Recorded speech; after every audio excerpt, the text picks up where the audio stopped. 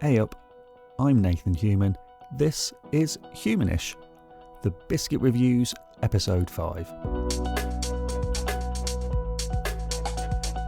This episode, 2 books that take us from a poetic and at times tense story of love and identity in London to a mysterious thriller about a missing teenager in the leafy suburbs around a private school.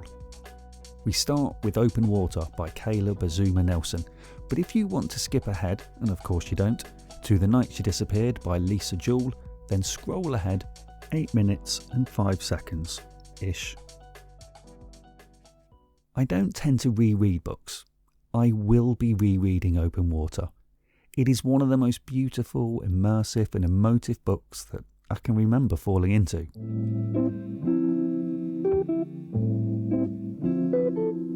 Caleb Azumah Nelson drops us into open water in the basement of a London pub. You are with a friend. You notice a woman. You think about the music. Through the second-person narrative, you are the nameless protagonist, a young black British man who comes across as early 20s in London, navigating his complex relationship with his identity and city and the young woman that he meets. She is a dancer. He is a photographer. She waltzes into his life and he sees the picture of her with his best friend, and so the love story begins. I can't provide a neat categorisation for this book, and that is definitely part of what makes it so memorable. It has stayed in my head since I read the final words with a sad but contented sigh. Sad because the characters and story had taken up comfy residence in my brain, and it was a wrench to say goodbye, but contented due to how damn satisfying and nourishing reading it had been.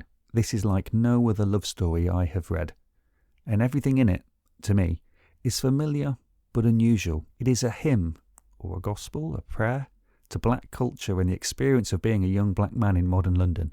Often in fiction, the use of cultural references feels a tad forced, awkward and affectation, but here it is imbued in every action. The use of musical artists sets the mood, the tone, emotion, and I was grateful for the official playlist as the protagonist mentions specific songs. At one point, the film Moonlight is referenced. Another scene is soundtracked by Solange. Something else brings a memory of a play, and these references are essential to build up the sense of character and who this person is, what moves them, what guides them, what makes them feel. The language and style gives events a heightened feeling. Eating outside with friends on a hot day is elevated into cinema.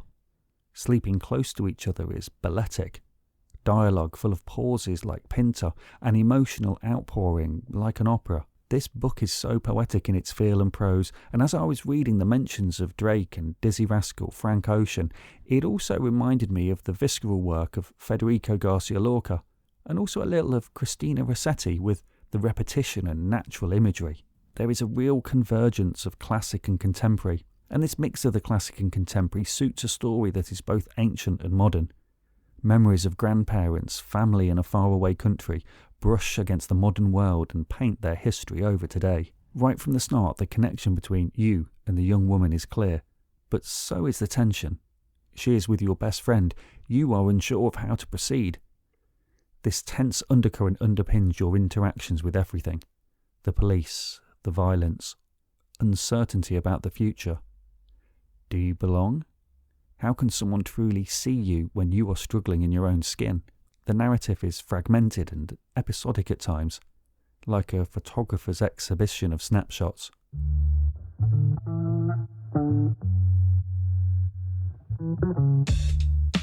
But there is the connecting lyrical thread that joins up the verses, and the rhythm of the prose keeps the beat going, from pubs to clubs, from sun-splashed gardens to cocooned bedrooms, and from fast food joints to the barbers.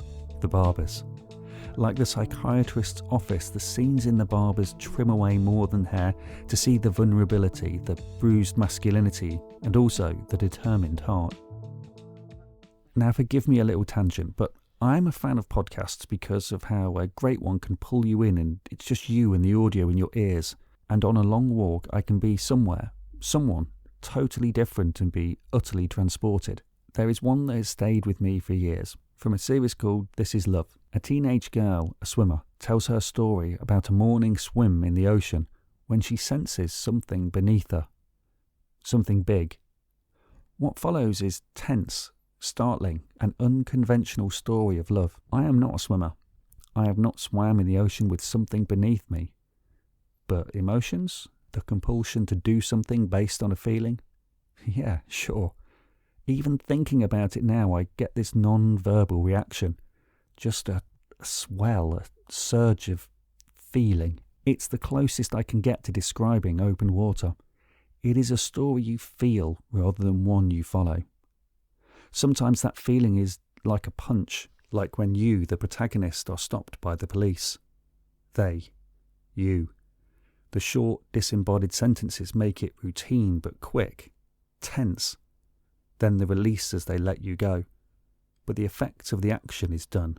To quote the text, you are hollowed out like it was not just your bag they emptied.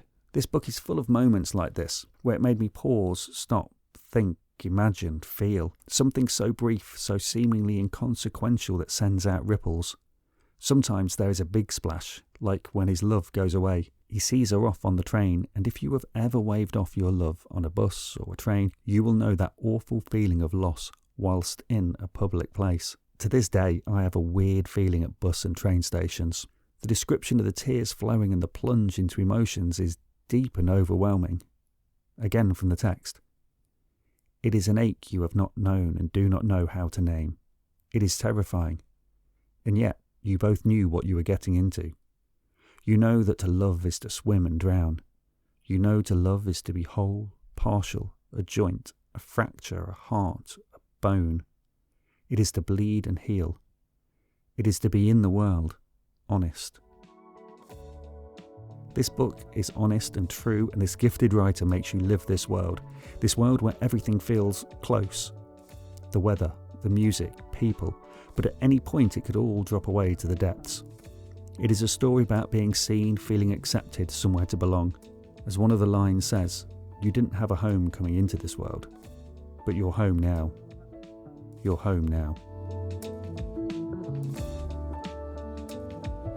I honestly can't recommend this book enough. You should read it. You need to read it. You will read it, obviously.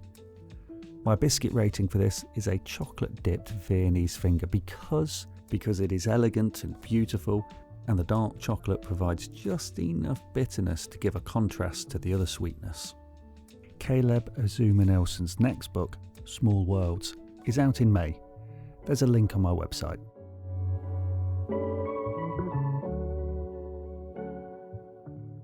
Somehow, the last novel by Lisa Jewell that I read was Ralph's Party, released in 1999.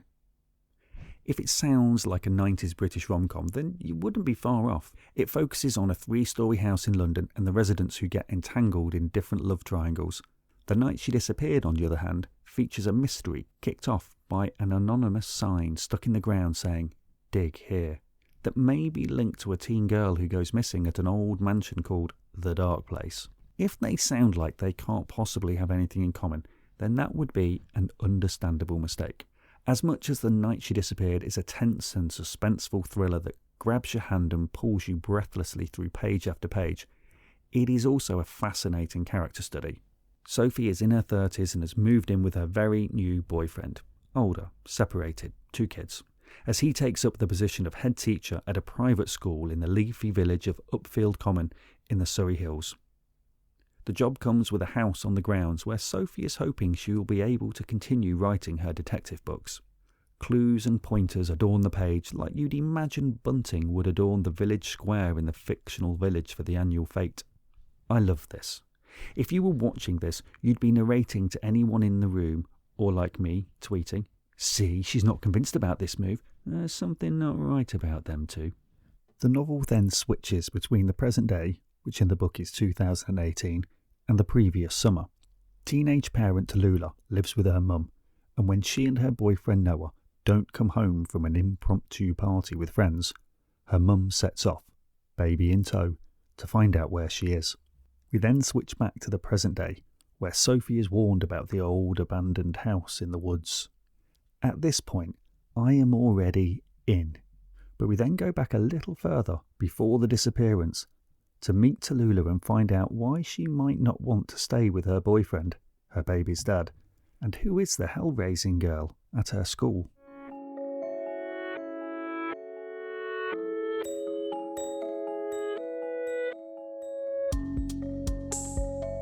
Part teen young adult-ish drama, part Miss Marple-esque pastoral whodunit, and part slightly psychological thriller, this seems ready-made to be a big summer TV series with cliffhanger endings to chapters and a plot that compels you to try and figure it out for yourself.